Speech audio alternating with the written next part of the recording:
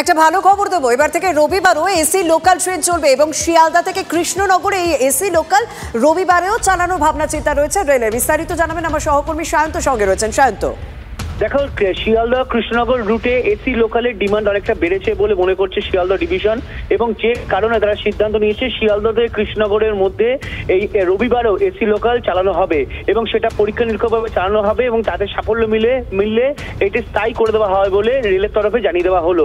এবং শিয়ালদা কৃষ্ণনগর রুটে যে ঘোষিত স্টেশনগুলিতে সোম থেকে শনিবার দাঁড়ায়, রবিবারও সেই স্টেশনগুলিতে দাঁড়াবে এবং তাতে যাত্রী আরো বাড়বে বলেই মনে করছেন শিয়ালদা ডিভিশনের কর্তারা। আর সেই মতে শুরু হতে চলেছে এই শিয়ালদহ থেকে কৃষ্ণনগরের মধ্যে রবিবার রেল পরিষেবা, এসি লোকাল মেট্রো রেল পরিষেবা।